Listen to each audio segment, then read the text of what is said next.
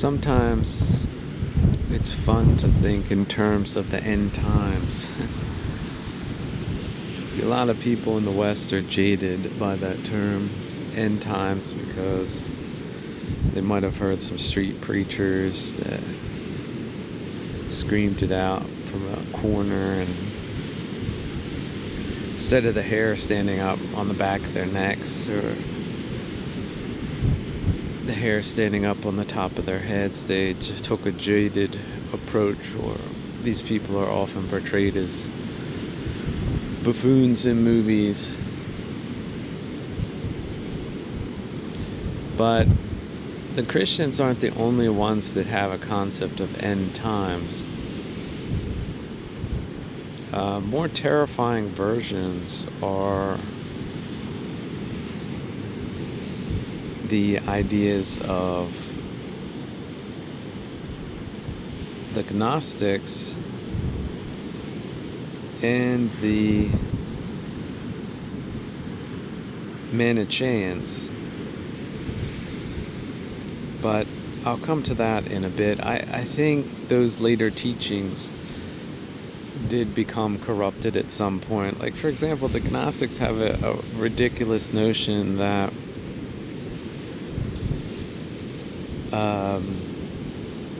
Judas was the most beloved apostle of Jesus. This is just ridiculously, it's like something that a troll would think up. So many times I cursed my time on this earth because of the level of trolling.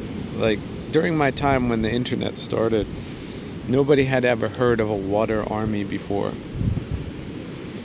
Now, for people who don't know what a water army is, this is massive amounts of people doing a 996 kind of existence, just trolling social media and pretending to be people speaking in English and distorting the social narrative along ideological or psychologically warfare kind of ways.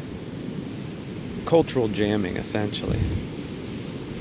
And I really did have many years where I thought that was terrible. But now, because of my experience with trolls online and off, I almost have a sixth sense when someone is trolling. And the Gnostics, I hate to tell you, but your religion got trolled at some point when they said that Judas was Jesus's most loved apostle, and that there was some type of insider kind of understanding between them. Look, you just got trolled. You got set up to be heretics by people who were looking for heretics, or force people to confess something that was just deliberately heretic-like, so that they could be, burnt at the stake or something like that. Just universally condemned.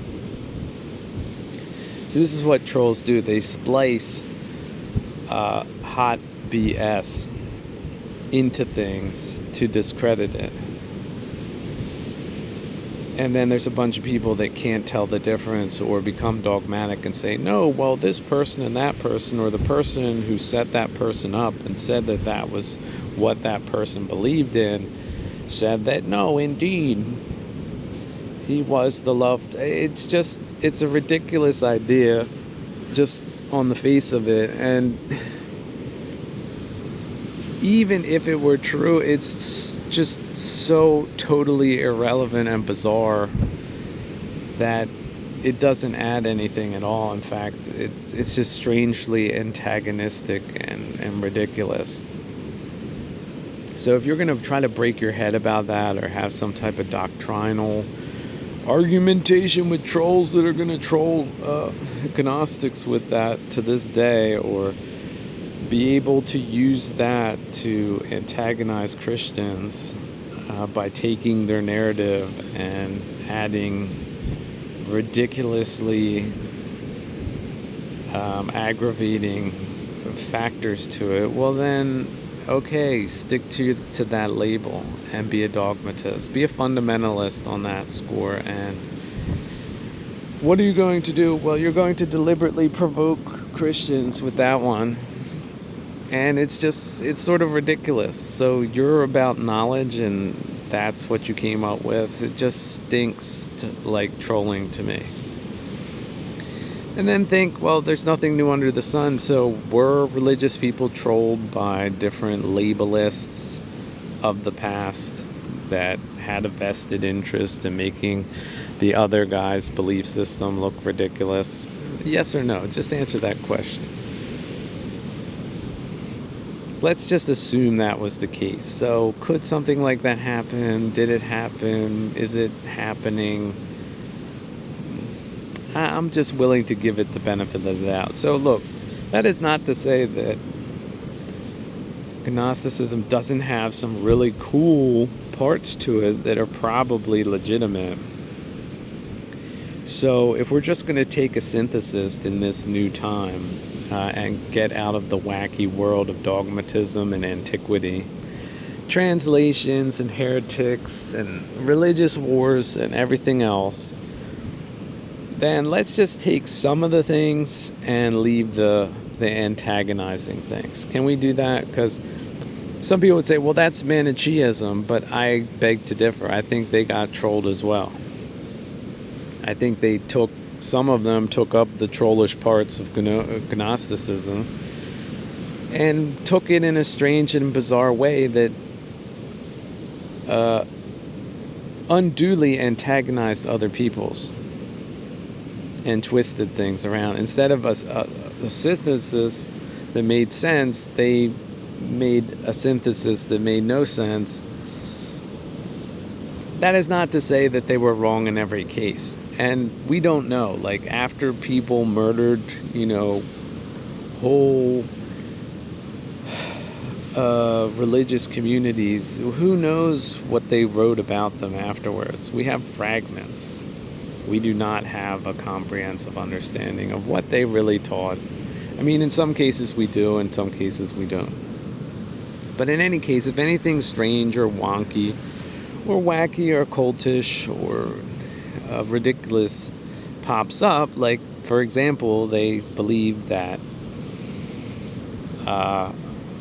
palm trees could talk or food could talk and things like that, and they were sort of like radical vegetarians. I mean, look, you can see that with the Jainists. They also take things to an extreme degree, a lot of people would think. But at the same time, you can be respectful towards the religion and say, okay, look, if this is what Jainism does, like, they'll sweep the way in front of them to make sure they don't step on any type of, like, microscopic life forms, because they take that Buddhist principle of no harm to other living beings to that extreme. If you're a Jainist, if you were born into a Jain family, if you think that is very important, look, God bless you. Nobody should cast aspersions on them unnecessarily. However, if you're coming from the secularist Western world, maybe that does appear a little bit extreme to you, and so maybe it's not really the thing that you would end up adopting, and that would be a reason for not adopting it. And if so, well, welcome to the new understanding of new synthesis in religious matters, which, again, some fundamentalists and dogmatists might think is being lackadaisical, but like I said, in the case of Gnostic people going overboard with some weird interpretations, and the Manichaeans, for example, more or less believing that in the war against good and evil, which they picked up from the Zoroastrians, was something people should interpret in such an extreme way that anyone who adopted it stopped reproducing, then maybe it's somewhat extreme. And maybe people can start to consider another synthesis that does take some of the things they say, but doesn't take it to an extreme. Now, when we get back to Manichaeism, let's not forget Terry Binthus of Turbo, who Manny learned everything from, but he was already dead, and Manny made his own synthesis. And then, if you think Terabinus of Turbo was definitive, don't forget about Sidianus, right? He was a Saracen of Palestine, and a trader with India. So he also had a synthesis. He had a synthesis of ancient Indian religious principles, and he was also in the Bayes for a while, so he picked up the Egyptian mythology, like Thoth and the other ancient gods. So did Manichaeism get it all right? I seem to think he didn't.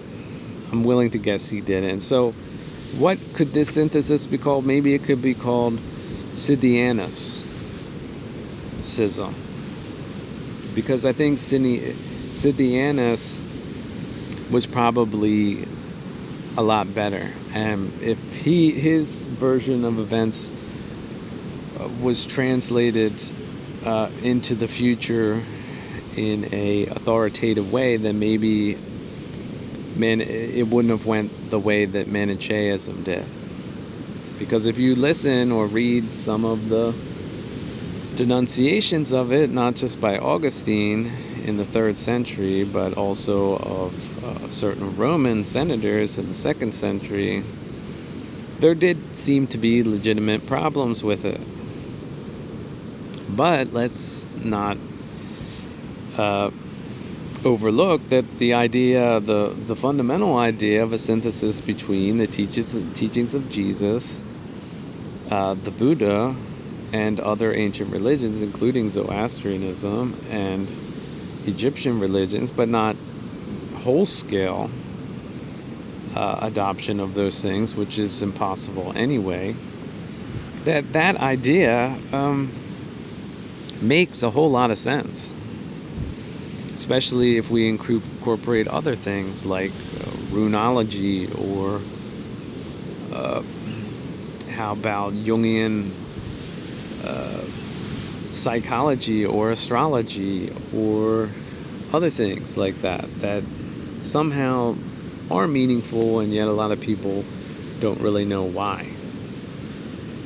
Cycles of the moon. Why do many people go completely crazy when there's a full moon? We don't know, but it does happen. That's astrology.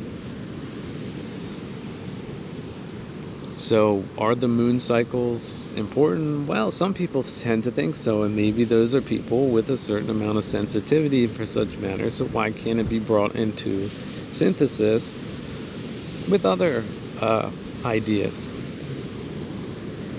So I think point number one is that whenever making a new synthesis, it should not be deliberately antagonistic to other religions. For example, this synthesis is not antagonistic to existing religions. That's number one. Number two, if anyone wants to join it, how about we take the Buddhist practice? They have to ask their parents and get permission. And if they don't get permission, they're not considered to be practitioners. Now, like Manny, we can differentiate between, let's say, skillful practitioners and just lay practitioners.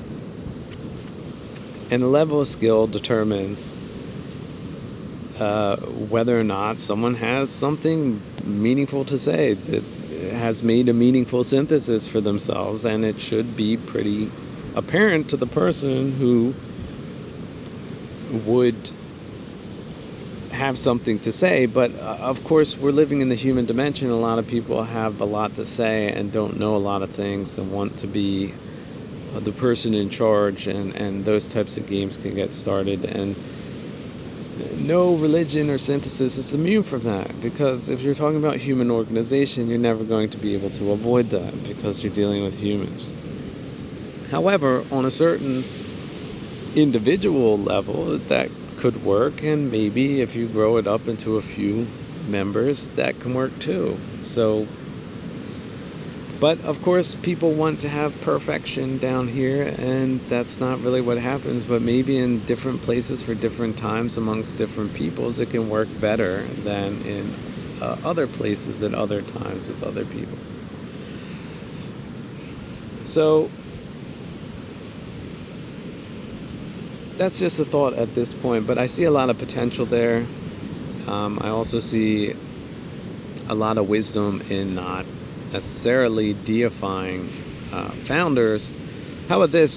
Here's another bad thing I think Bonnie did, is he went into, he was evangelical, right? He had to preach this truth to new people. The Buddhists, for example, they don't do that. I think that's a wise thing. The Buddha did not proselytize. It was word of mouth. So some people were like, hey, you know what? I heard you tried 5 things. Guess what? This synthesis might work for you. And if it doesn't work for you, look, it's not claiming to be the definitive thing. It's just a synthesis out of a whole bunch of other different things. And for some reason, it works for me. See if it works for you. If it does, great. If it doesn't, move on to something else. I think that's sort of the position to have. And that way, it's not confrontational to other people. Look, if you're coming from Catholicism and it's not working for you, then it's something for you. If Catholicism's working for you, this is not claiming to be something that should replace Catholicism for you. It is not the one true religion, right? It's just an option. And if we disabuse ourselves of evangelical kind of ways of thinking, we're not trying to steal any people away from any other religion. And again, if the person does not have permission per the Buddhist model from both of their parents to practice it, then the religion does not recognize them as a member of that religion. You see how that works? So if an irate parent, in other words, comes and say, hey, you stole my parent, you brainwashed my kid, you're terrible. No. We'll say that we have specific, just like the Buddha said, what kid is that again? Oh, it's that kid. Hey, kid, come over here. Your parents, did you not read the first precept? Or the first principle? You have to ask your parents. They said no, so you got to go with them. That's how we do things. Maybe it'll take 6 months, a year, 2 years, maybe never.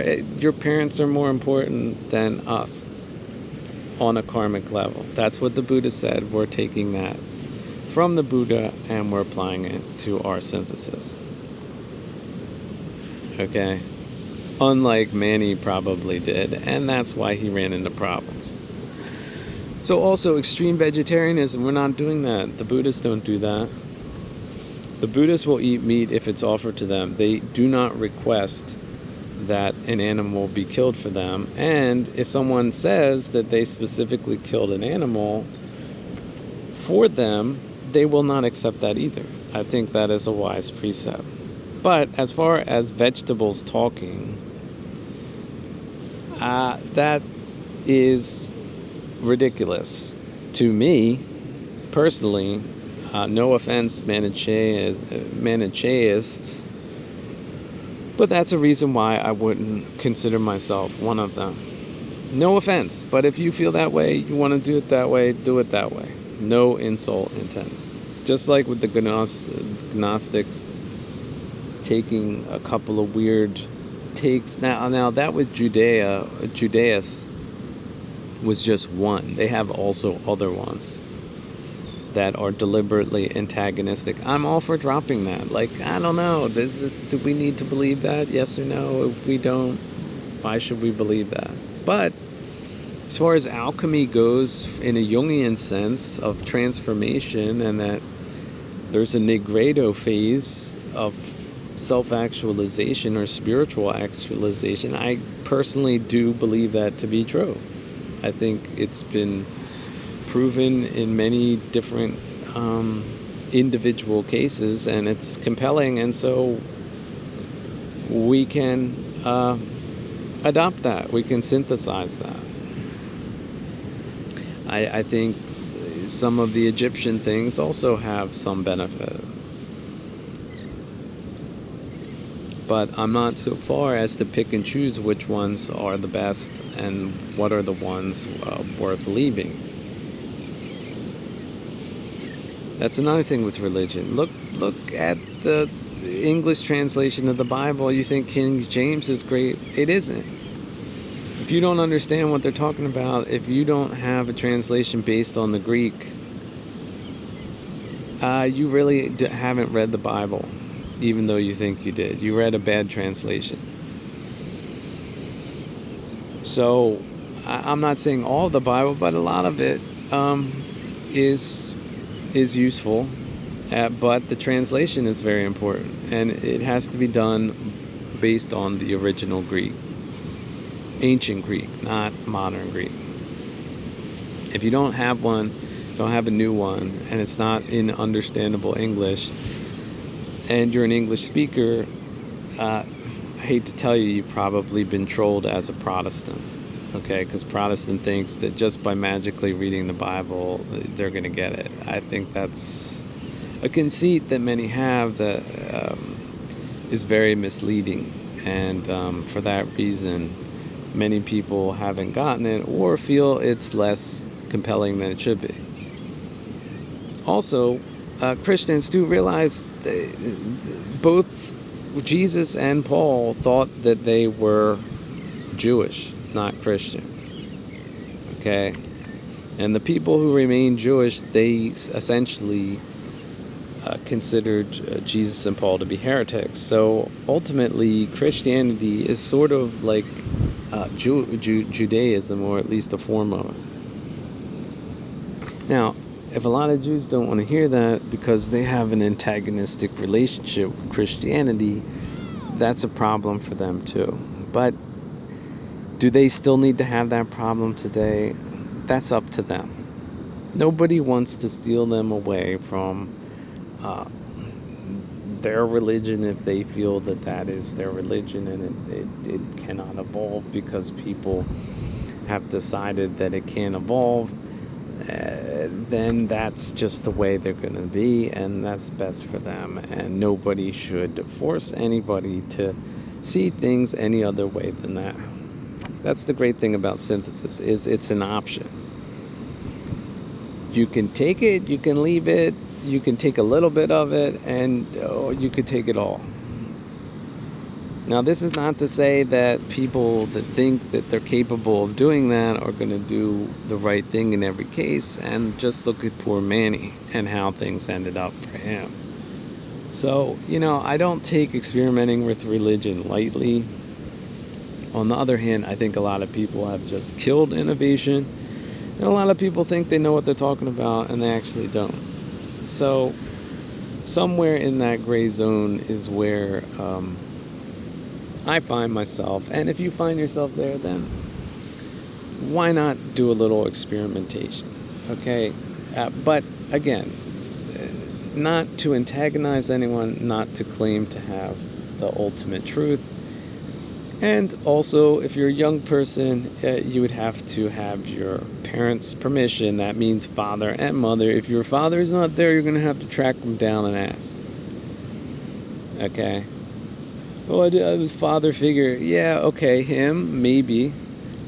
But also your biological father. I think that's very important. Now, this does not mean this is easy. Does not mean it's going to be successful the whole time, but it is necessary to do that so that people don't get the wrong idea about a new synthesis, okay? It's just the way it has to be in this plane of existence, which is far from perfect. But respecting your parents, if you don't do that, you should learn it because it's good karma. That's what the Buddha said, and that is the final word on the matter. Now, again, Gnosticism that says, or Zoroastrianism, good and evil, yes, that's true. But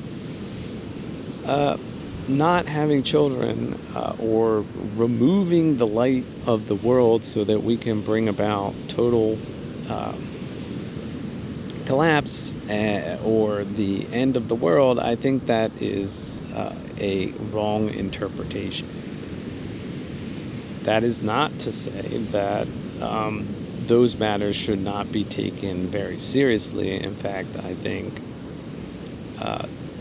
having sexual relations needs to be considered very seriously, and practitioners should not be willy-nilly having sexual relations with just anyone, but only people where potentially the children of such a union would be welcomed and nurtured and cared for in this dimension to the best of everyone's abilities. And that the children have a good chance of experiencing this dimension in a skillful way. And that also means respecting social conventions and ethnocentric communities and where people come from and their parents and their great-grandparents and so on and so forth. So we are not taking any type of radical spiritualism that neglects the karma of one's own existence in an ethnocentric sense. So that does not mean that my version of synthesis is to be applied universally, but for my people, my tribe, there's my version that makes sense, and for your tribe, you can apply similar principles, and you should get good results. And our extended family should have at least friendly relations with each other without trying to compete in some form of supremacy or another. The results should speak for themselves. If my great-great-great-great-grandchildren are just miraculously healthy in body and mind and spirit and psychologically and everything else, then I guess my method speaks more for what I did than the other methods. Now, if you think you can cheat the system later by marrying in and then essentially negating the principles I just outlined, which is to say respect the ancestors, which also means respecting the ethnicity, then you're going to get bad karma for that. Like, the ancestors of the people, including me, will condemn you for all time. Now, this is not to say that this won't happen anyway by accident, but let's just say the karmic consequences of that could be catastrophic for the rather ignorant and criminally minded types of people that think they can cheat in that way. So don't do it. Be better for you probably to die than to do what I just said.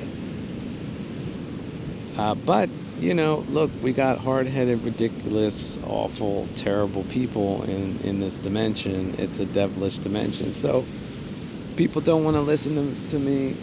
That's their problem. Okay? But as far as respecting people, respecting people's ancestry, and respecting where they came from, why is that so difficult in this time? When in ancient times, it really wasn't difficult. The only exception was in times of war, and in times of war, very bad things happened, including the breaking of bloodlines and the catastrophic karmic consequences of that. So don't do it. Does that mean I'm a terrible person? I'm not aligned with a bunch of goofy morons of this day. Good. That's precisely what I want to do. I want complete separation from people who think that they're moral when in fact they're a inverter of morality on its most basic fundamental sense, i.e. subversives. So F all of the people who think that way, act that way, and discard what I just said.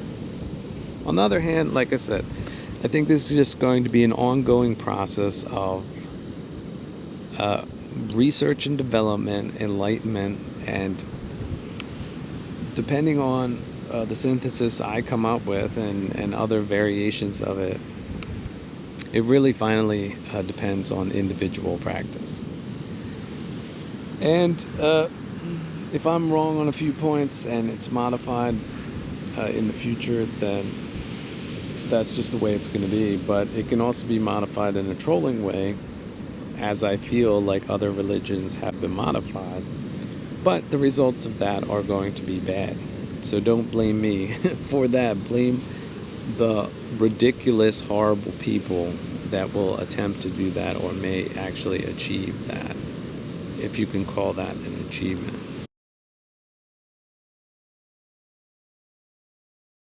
In any case, synthesis should be primarily thought of as an individual practice. Because, look, it doesn't matter the theory of archery. I mean, it's good if you get good theory. But in our time of hybrid warfare, we see that a lot of theoreticians are deliberately destructive. Or, again, unconsciously destructive. These are torpedoes that have been programmed to be destructive and have been placed in positions of hierarchy to create these dogmas, these countercultural dogmas, to be destructive. So they're covertly or intentionally hard to spot, especially of a psychological nature. There's sort of like salesmanship involved. Like, oh, this looks like a lemon. This car looks really crappy. And they're there using every trick in the book, every argument in the book, everything, every peer group that they can use, every marketing group. Where's the resistance to this? Where's the resistance to that? How do we overcome the resistance to that? And it's just constant. It's warfare. It's destructive. And useful idiots are a component. So the poor guy that was poor enough that he had to take a job, nobody else would accept him for whatever reason. Look, it could just be bad luck.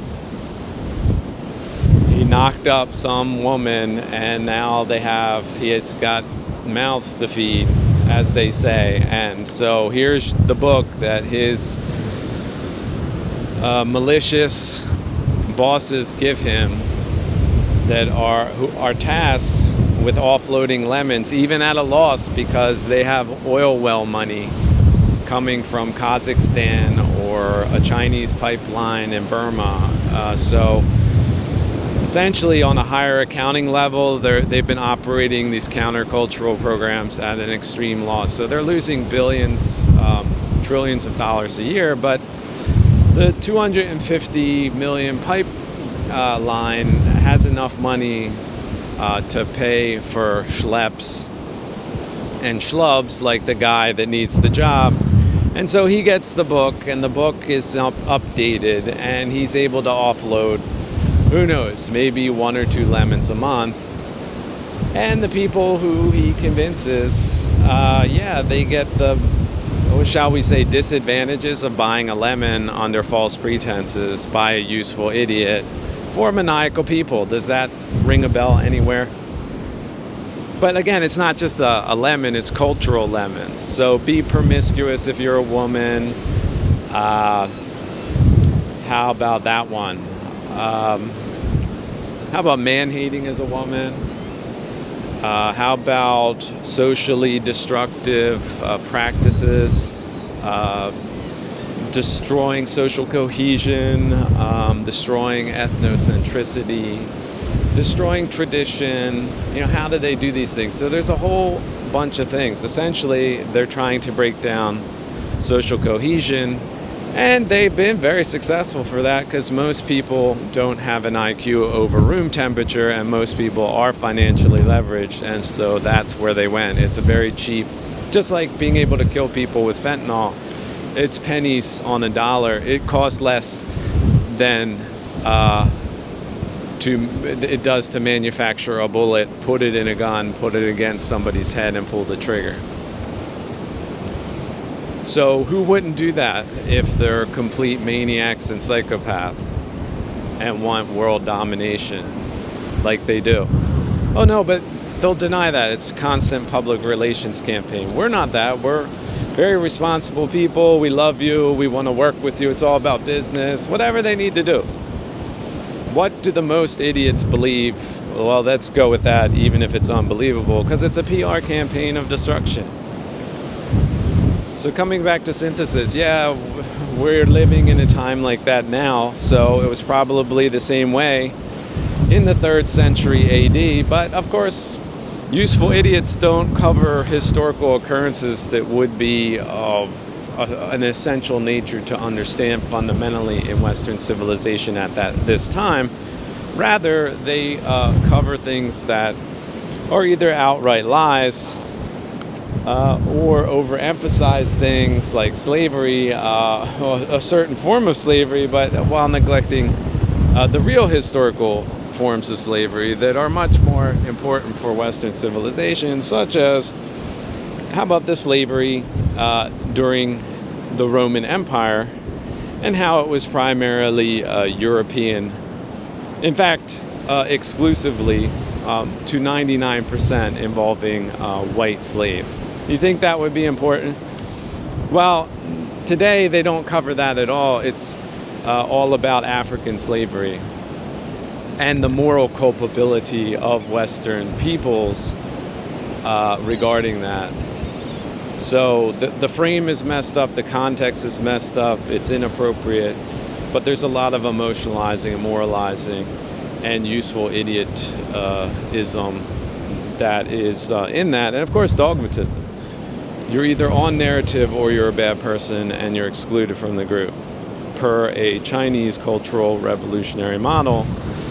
So if you're in on that, if you've been damaged by that, if you have been misled by that, well, you're in a very large group of people at this time, 2024. So yes, you've had damage. You bought a lemon. You bought cultural lemons. There are significant, terrible, awful, horrifying, grotesque, disgusting consequences of that. But those were intentional by the people that launched them. Okay? These things don't happen by accident. They're enforced. They're conducted by operators that know what they're doing. It's just they're surrounded by a lot of people that don't know that. So at this time, you would think that there would be authorities or defense bodies that would shut these operations down, but they're dependent on a political system working that hasn't worked for a long time. Ergo, the money people again. Their primary concern is money. Their primary philosophy is materialism.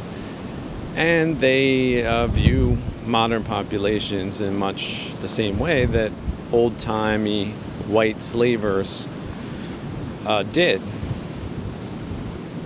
So there you go. How many people can be enticed to think that way naturally? I'm going to say the lowest 1% of humanity can always be enticed to adopt some form of parasitical, predatory, amoral kind of strategy because it benefits them personally. And, you know, super vulgar, criminally minded kinds of people can always be persuaded for that argument.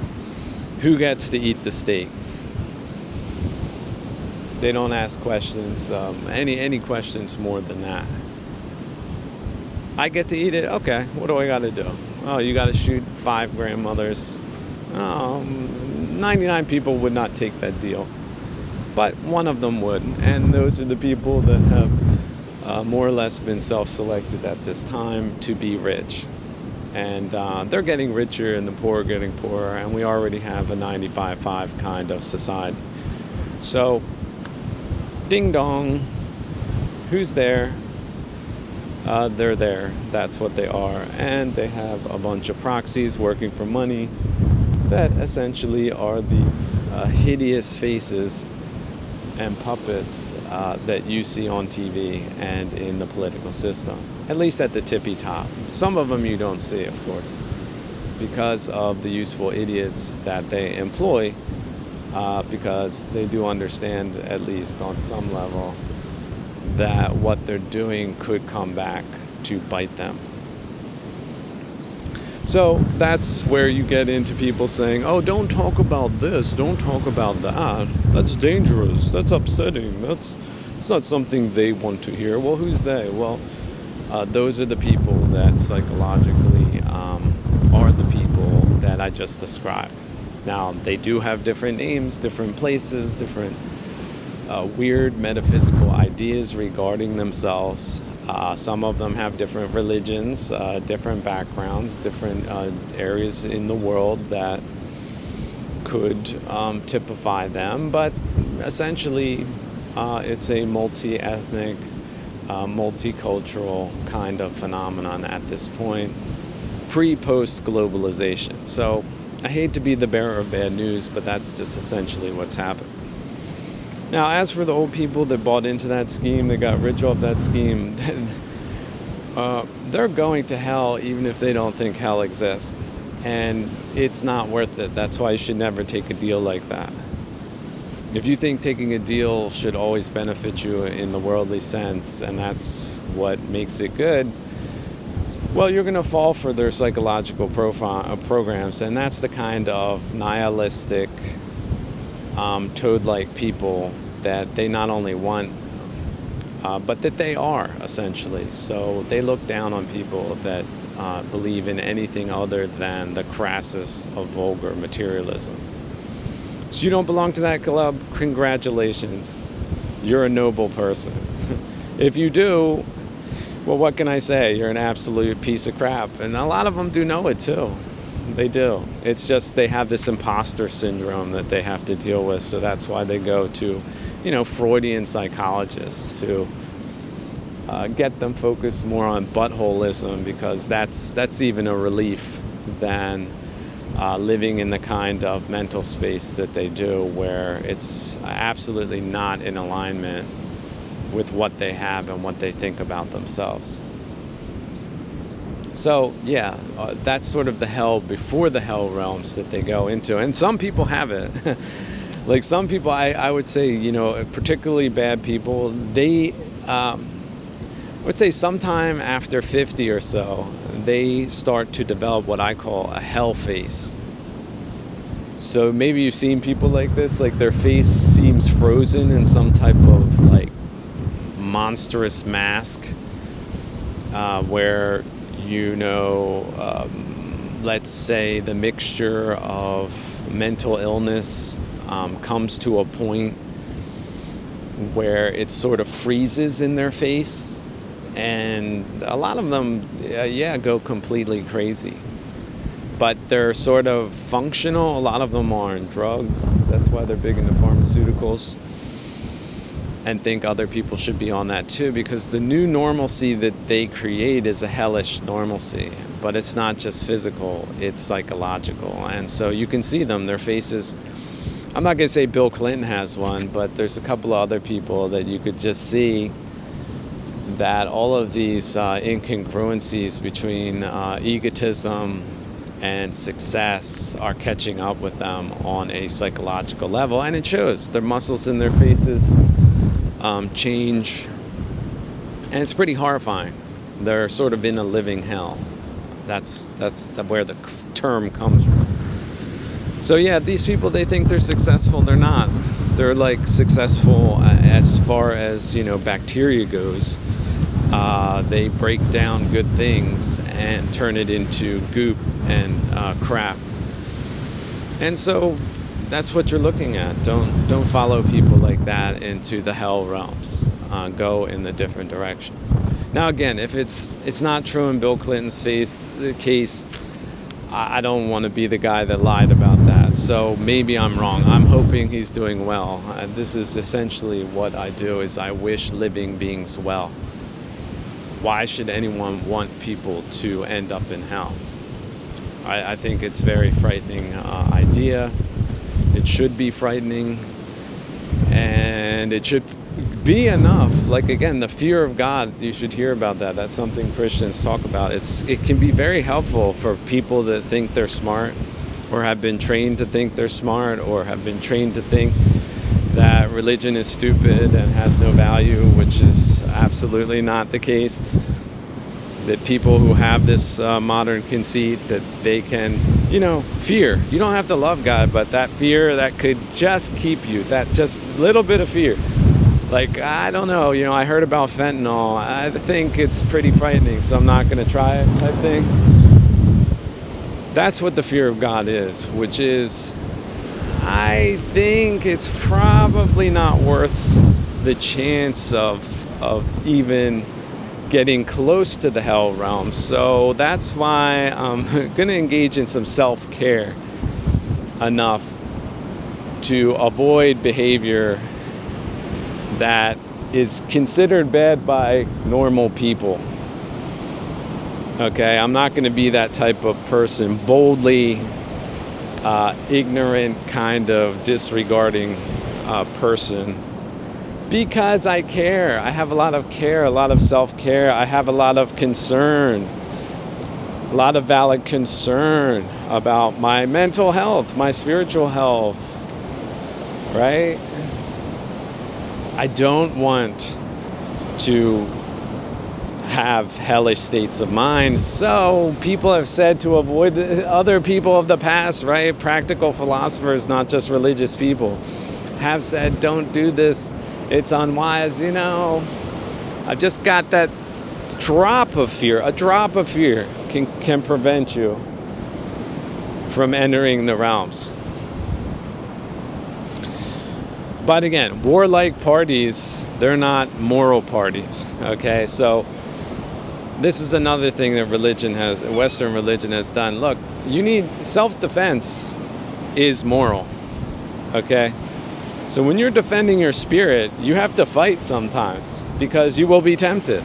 Someone will say, hey, look, let's do this. And you'll say no. And then they'll say, why not? And then, all of a sudden, without you realizing it, you're in a battle for your spiritual well-being. And you have to be ready for that. And you have to prevail.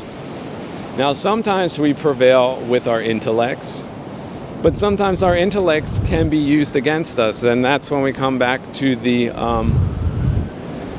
lemon salesman. So hybrid war has a cognitive war component, and that's sort of where this is. A subset of that is the promotion of immoral behavior, antisocial behavior, and then the, let's say, abnormal psychology or pathologies that go along with that. Like, they've studied people. They've studied criminals. So why did you do this? Why did you murder all these people? And they go into their minds and they're like, okay, well, how do we put that mindset out there in a pipeline and propagandize it to young people so that we can raise the murder rate from, let's say, 1% to 10%? That's what we're dealing with here, people, and they've already done it. So I wasn't smart enough to spot it when it was happening, but now we've had massive destruction based on these methods, and we know pretty much who did it. If you get into the history and, Bolshevik Revolution, China, Sino-Soviet, the fake end of the Cold War and the continuation of the Cold War and the massive undermining of Western Europe and the United States during that time. We're sort of in late stage pre-post globalism, but nobody's caught up to that fact yet. So here's the memo, another memo. Look at the UK, look at the people, look at their lineage, where they come from, money people plus Sino-Soviet influence, plus psychology, plus cultural people, plus the universities. There you go. Plus robotism, corporate robotism. And there you have it. Your information networks are compromised. Your educational institutions are compromised. The culture is in sort of a free fall while they ramp up military operations. And that it's not a paranoid fantasy. That's an accurate assessment. Oh, what are they doing in Burma right now? Have you been paying attention, or have you been watching goober games, as I call them, bozo games? Have you been sticking stuff up your butt? Because that's what they've been doing while promoting Buddhism to you. They don't promote Buddhism to their own people, okay? So do keep that in mind. But yeah, you're probably, being misinformed on a regular basis by people you trust. And so the situation is understandable and predictable. And that's sort of it. And they're looking to continue to do that with the people they work with, their broker class. It's open to anybody willing to take that job. And they are pre-selecting people because they have unhindered access to our cultural institutions at this time and are heavily in our banking sector. So as far as whodunit goes, there they are. Right? How many banks were robbed today? Do you know? Well, some were. How many institutions have they destroyed and corrupted? Well, what is their percentage of influence in the institutions at this time? Has it gone from 5 to 6%? While you were watching bozo bonanzas on your TV and listening to Cyndi Lauper on your radios, or what other crap are they pushing out as a substitute for real information? I don't know. I mean, sometimes I delve into it just because I have I'm sort of a pathologist. I study horrible things, like dissecting dead bodies, but look, I don't benefit when the useful idiot index jumps 10%. I'm not invested in that, so that's why I'm doing this. And look, they want to make you think it's permanent. There's no way this can ever be turned around. I don't see it that way at all. We could lose 90 million people, and we can still come out of that smelling like roses. But it's just going to be a process that will have to be dealt with because they started it, and they're not going to stop unless they're stopped internally or externally. And that's just the way they are, and that's who's in the room on this planet, not because anybody wanted that, but because they determined that to be the name of the game. So coming back to the morality of self-defense, yeah, you should have psychological, spiritual, material self-defense. Your door, it should have a lock on it, and your neighborhood should be pretty safe. And if it isn't, you should take measures to do that. And sometimes it is smarter to move. Like, you can have a safe neighborhood or a nice institution, and they can come in and wreck it because a couple of dummies is all it takes to do that. Well, then you got to move. Strategic mobility, do it. Tactical mobility, do it. Don't keep subjecting yourself to that and have them snow you that it's not happening, or you should just get on with the program, or you've already lost, or they've got every excuse they can think up to keep you doing something that's not in your long-term benefit, even if it's in your short-term benefit. Okay, so what about the Barbary pirates in the Mediterranean? How many hundreds of years was that going on? Was white slavery involved in that as well? Who were the actors in that? Have you ever looked at the flags of the Barbary pirates? Why does nobody talk about Barbary pirates today? Because there is in the game now as they have ever been, but everyone just seems to reapproach it with historical amnesia. Why is that? Look at their flags. What about Spain? Does history of Spain have anything to contribute to understanding modern politics? Yes or no? Why or why not? Why is there like a myopic focus on only a few strange, odd, moralizing things, but the historical facts just go by the wayside? Have you been paying attention? Or are these things locked up in silos in captured universities and considered esoteric knowledge at this time? Why is that? So yeah, people, another memo, another wake-up call. Mobilize, #mobilize, this is it. You're defeated, you're screwed, you can't turn things around, you can't end addictions, you can't adopt a healthy lifestyle. That's just you telling you that. You're lost. If you say that, yes, you are lost. You're lost in this realm and in the realms to come. But I'm here to tell you, you can turn things around. And we don't get off this planet alive anyway. So doing things that are right for you in your own self-interest and the interest of people like you is a heroic act. It's a godly act. It's a good act. You're part of the force of good. So who cares? 90 people get wasted. Hey, sucks for them, doesn't it? That's the type of attitude you should have. Disidentify with them. They give up. They raise the white flag. They pull down their pants and stick up their butts. That's them, isn't it? That's not you. F them. That's the way you got to think. And there are a lot of people doing that. A lot of ladies out there on the bullet train to hell. And I do feel sorry for a lot of them, but only to an extent. Right? They're very influenceable, and that's why they were targeted. And it's terrible. It's a war crime to see it happening. But look, F them. Lot left his white wife behind, turned into a pillar of salt. You ever have a bad feeling about those lovely ladies that do all those horrible things? Think of that story. It's there for you in the Bible. So that's a story that's going into my synthesis, and it should go into yours too. But the crap they're saying they are and how they actually act, that's two different things, and that's intentional. So vote for her? Hell no.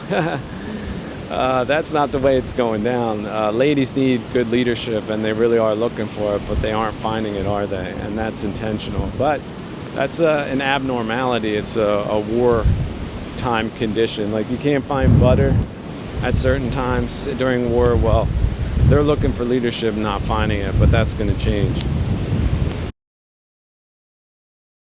I gotta say anyway, late stage globalism, because of course the wheels are gonna fall off this thing. They're little dress up and play pretenders, they're little stooges.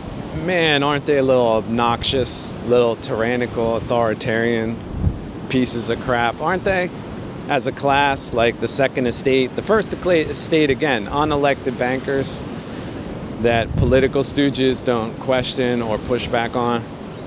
That's part of the second estate. But the regulatory class, what a bunch of crapheads they are. And you can see them in Russia and China too, if you know where to look. Lift open a rock, the rock of propaganda they live under. Just complete and utter reprehensible people. But you can see them already in the West, how they're starting to form like barnacles in different places, just people on government jobs, what do they say? Just polishing brass. Not even that.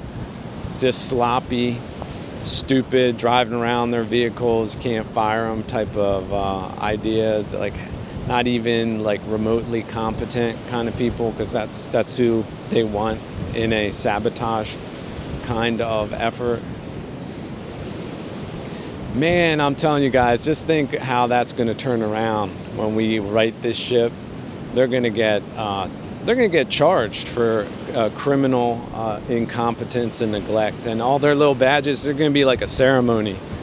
They're going to dress up in their little costume, and then the charge is going to be declared by a competent judge who knows what's up, and they're going to have them. They're going to cut off every single button, ribbon, a hat. And it's going to be a ceremony. They're going to put it like in a bucket or an oil drum, and they're going to maybe stomp on it, and then they're going to throw it in the oil drum and burn it. And they're going to get these shaved apes in their skivvies shivering at attention.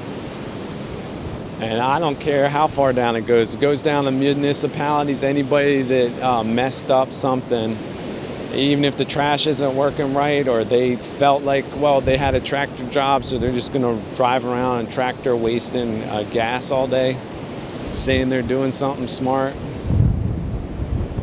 Little uniform cruisers or big SUVs, man, all that's going to stop immediately. And competent people are going to come in there, and they're going to start doing things the right way for a damn change. And what a glorious day that's going to be. So hashtag mobilize. That's what's going to happen to them. But until it does, watch them. Watch them front like they do. And just look at how stupid it is, like some type of a clown show, because it is. See the funny side. That's why this is a comedy routine. Because until it happens, it's just funny. But when the flip comes, it's not going to be so funny for them, is it? But it's going to be funny for everyone else, too. They deserve it. Don't ever forget that. As for encouragement goes, remember that the only reason that these monsters have been able to get the traction that they have is that they rode in on the goodwill of unsuspecting, innocent, and naive people. Once that is gone, that thin ice will crack, and these monsters will fall through into the abyss. But yes, their first couple of waves had that advantage, is that they could skate right in on false pretenses. But once those are gone, these idiots will glow in the dark, and you will have to deal with them on the basis of their indescribably malignant and malicious kinds of activities, behaviors, inclinations, and ideas that they had from the beginning. So when they skate in, glowing orange with all of their, how shall we put it, moral inversions and sophistry, these people are going to fail enormously. Just like the human waves of Chinese with their pitchforks and their farm instruments against modern equipment. But do not pity them. These would have otherwise succeeded had people been as stupidly naive and unprepared as the first waves that they massacred in large numbers and gave one of the most horrific and grotesque deaths and decays that any generations have ever experienced in modern times. So do remember that. So how should the utterly stupid Western captive populations adapt to hybrid war conditions? Well, look at the crab at the beach. It doesn't assume that things are going well for it, or that, well, look, the sun is shining, I should just be out. It's always aware of its surroundings, and it is biased towards survivalist principles.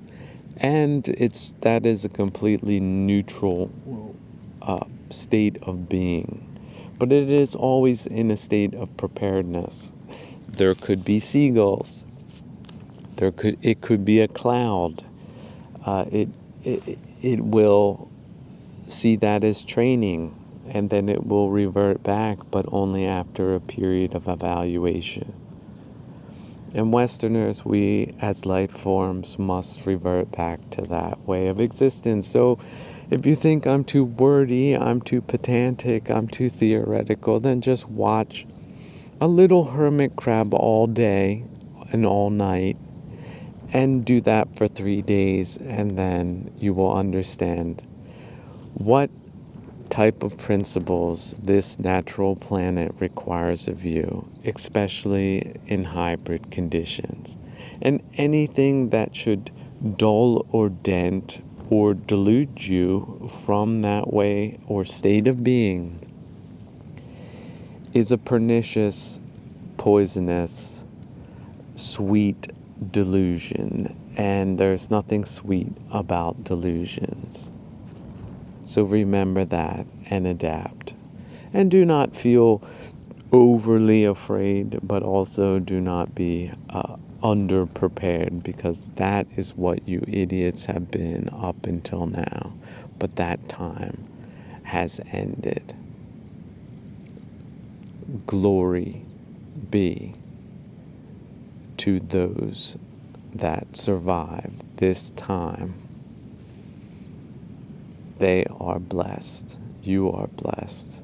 Everyone is blessed that recognizes these principles and puts them into action and discards everything from the past that has been so utterly and terribly detrimental to us. But those times, again, are over.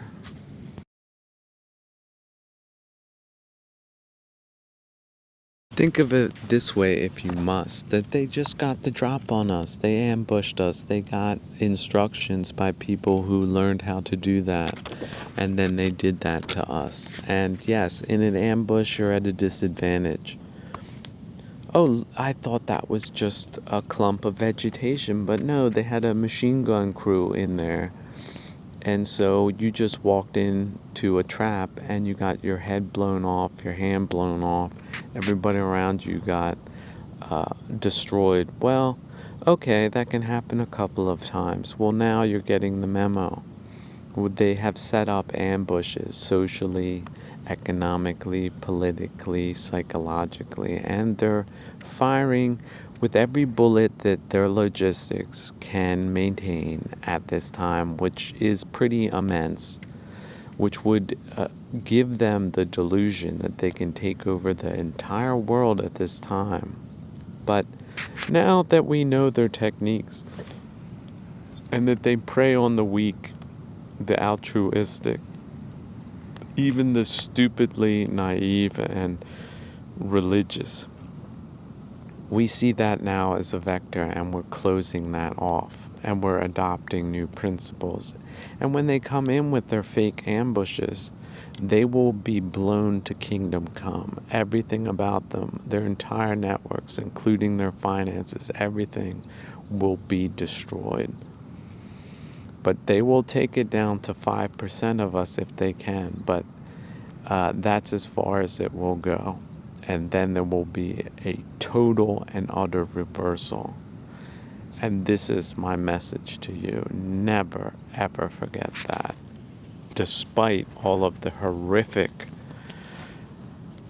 inroads that they have made into our civilized societies, those will be closed off, and they will never, ever, ever, ever, ever, ever, ever gain access like they have in this time. However many they have managed to murder and destroy, we will quantify that number and duly honor them. But as for them, I don't see good things happening to them now or in the future, and certainly not karmically, as they are damned for eternity for their unquantifiable crimes, if you want to look at it from a subjective or cultural point of view, which is the point of view that I take. Just one life of a genius that they destroyed, and they destroyed thousands in their time. due to their warlike measures, that can never, ever, ever be repaid by them, not even by eliminating them from the face of this planet. Remember that in all instances. Do not have even a micrometer of hesitation regarding these peoples that have so caused such destruction and infamy in this time. 2024 shall live on for all time as the worst of the worst, where they just set up ambush points and mowed us down by the thousands. But already that pivot has been established. And in 2054, I expect things to be diametrically different than today, where perhaps no one even knows the things that I talk about now. Somebody wrote in, it's like, look, this is way too complicated. Can you just give us a breakdown? Well, okay, here's a breakdown. If we're talking about first and second estate, look that up. That might be too complicated, but that's what happened before the French Revolution. But the first estate was the aristocracy. Today, like I said, we have bankers, unelected, financial system affiliated people, families, networks that are international. They do not have national allegiance. They are materialists. They're into power politics, sans morality, tradition, nation, people, anything else. People are just digits. Okay. So that's given them a certain amount of advantage, because look at that ambush. It's like, well, how do you even deal with somebody you can't hardly define? Well, now you have sort of a working definition. So who works for them? Well, anybody who's willing to trade morals or ethics or anything else for money. And guess what? That's a lot of people, but that's not everyone. So you might think, well, oh, game over. Well, look, people like this have existed in all different types of societies, in all different types of times, and the fact is they don't know how to govern. Like sadism, which is essentially like, what do you want to call it? Pragmatic sadism, however you want to call that. That is not an effective long-term strategy. So it either falls apart eventually, and we're already, let's say, 100 years into that system or more. 200 years, 300. When was the South Sea panic in England? You could say that's when it started in the UK, and it's just progressed from there. Well, at some point it falls apart. You end up with a system like Pakistan, which again, you have a sadist ultra minority at the top and just pretty much chaos everywhere else. It goes from like a 95-5 society, or Cuba, to like a 99-1 or 99-1.5.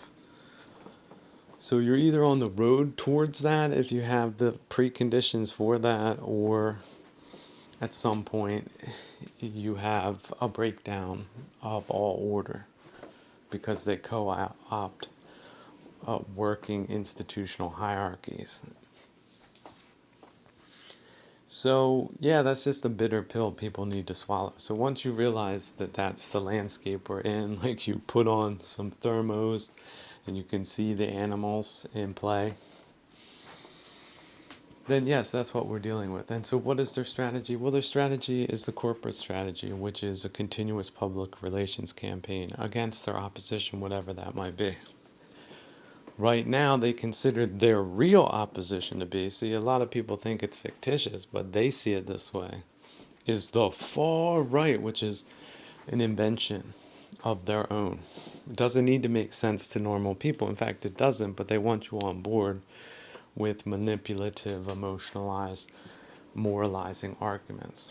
He bad, this bad person, just like Trump's first campaign, vote for her, right? They put up a phony secretary and emotionalize you for their candidate, and the opposite, the 1984, the opposition. Now, I'm not saying that Trump is the solution, but yeah, you should be voting for him in the next election. And if they pull the numbers, then look, we're looking at like a Castro type of situation in the Western world. France, Germany, UK, US. Now, this does not mean that they get along globally with other hegemonic systems. They don't. In fact, look at any leftist organization where you have pragmatic sadists, and you're going to see a lot of infighting for understandable reasons. How many people did Escobar get along with, or mafia-like structures? What about this family versus that family? That's what it devolves into. So that's sort of what we're looking at. Now the good news is there's better systems than that. But these bad people aren't looking to be challenged on any fundamental or even academic or theoretical level. So right now it's going to be the mobilized party, but guess what? They're going to try to mobilize against the mobilized party if it gets any traction, just like they're mobilizing against far-right boogeymen that nobody sees as existing, but their propaganda is paid to make it exist even if it doesn't exist, which includes starting groups that are fake as hell and just bozoing them, sort of like they did with Brexit. Oh, Brexit, well, everybody, a red wall, get on board for the Tories, the Republican equivalent in the UK. We're going to stop immigration. Well, what? 14 years later, the last days they were checking out with a packy that was unelected as prime minister. They shuffled in like 600,000 hybrid invaders. And, oh, now it's on. You vote them out. Now you get the proper far left Laborites that never really went out of power, even though ostensibly Tory stooges shuffled the chairs in the parliament. You got a bozo like Johnson, basically as a front man on an ongoing disinformation campaign against the public. So is that what a heist looks like? I'd say so. So historically, that's how it should be documented. Now, is there recovery from that? Yes, but what does that look like? Well, we're in uncharted territories, and we have institutional capture in a hybrid war with geopolitical dimensions. So if you feel confused and messed up and demoralized, that's intentional. But what do you do in warlike situations? Well, you start taking drastic measures, which is not taking the piss from just any old buddy, but insisting on credible representatives and not settling for anybody that isn't credible. And they got to be way more credible than the crap the public has been dished out and served up and promoted the last 30 years. So that means a radical departure from the radical left and the phony right and political experts and PR people and corporatists and robots. However that's done, it has to be on a grassroots level, and there's going to be setbacks. There's going to be twists and turns, but there's no going back to yesterday, and this is what we're dealing with. Now the good news is it's easy to shut down once you get in power. You pass a couple bills. You're going to have to take out the financial sector and blob. You're going to have to plan for removing the political appointees that the blob consists of, because anybody in the last 3 decades that put people somewhere didn't put people there because they were good. They put them there because they were bad. And they are bad. They're not just incompetent. Essentially, they're engaging in illicit activities that, again, with a bill, it becomes illegal, and then we can roll it back. But until then, we're in limbo. We're in no man's land. We're behind the 8 ball. We got 1 or 2 arms tied behind our back. And they are using every dirty trick known in the book. They're also trying, how about this? They're trying to turn men against manly men.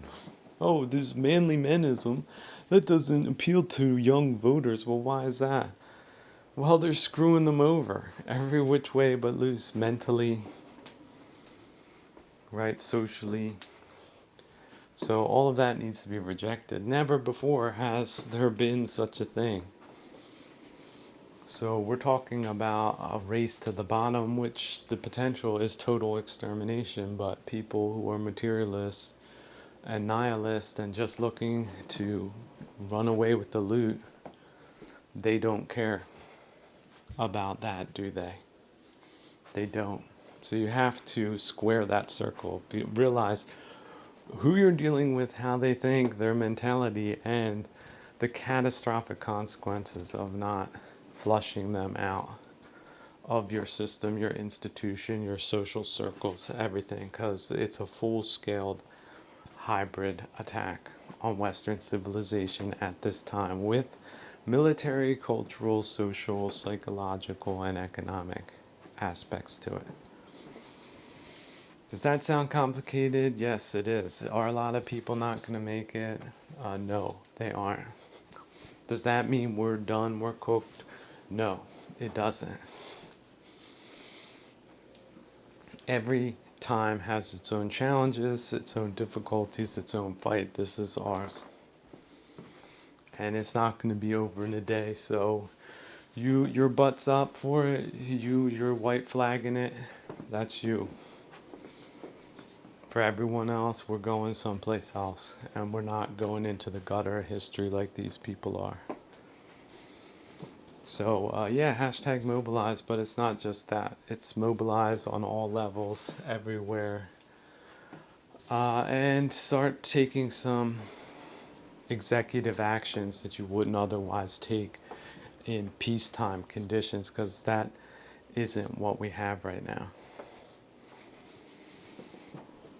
And just look at these, the presidential candidate, the election this time, it really isn't acceptable that you only have two choices and they're this bad. But right now, yeah, the vote is for Trump.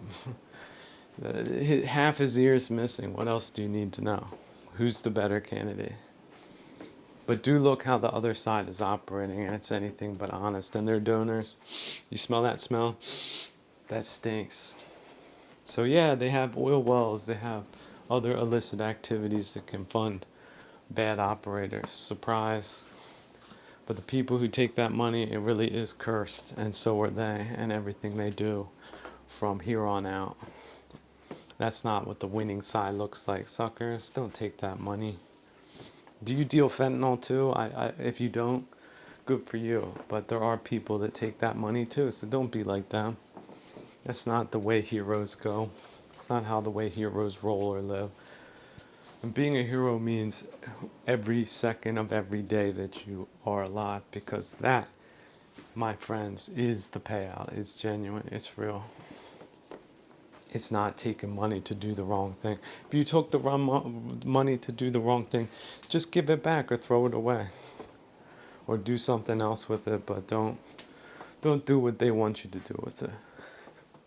Because they don't know what they're doing. They don't have a strategic plan. Essentially, they're just robbers and despoilers and subverters. And that way, dear friends, that doesn't lead anywhere but hell. And now you know. And knowing is half the battle. Look, ignorance is why most people do wrong things. You think, well, I can just bang anybody here in this city. It's going to be fun for me. Well, golly gee willikers, there's STDs out there. People die because of that. So have a little bit more self-care for yourself and others. You don't value your life. Oh, it doesn't matter. I'll throw my life away. Don't do that. If you're not valuable to yourself, you're at least valuable to someone else that is worth a damn. And you really shouldn't think that you aren't worth a damn. How did you ever get to thinking that way? Did they tell you that? Did this culture tell you that? Well, discard it. You are worth something. Good is always good, even when the bad say it ain't so, especially when that's the case. So every day it's a fight, and I hope you live to 100 and beyond, because we're gonna need every last one of you to pull this one off. We're starting from way behind, but that doesn't mean horses won't win that start from the back. Once they start galloping, who's gonna stop them?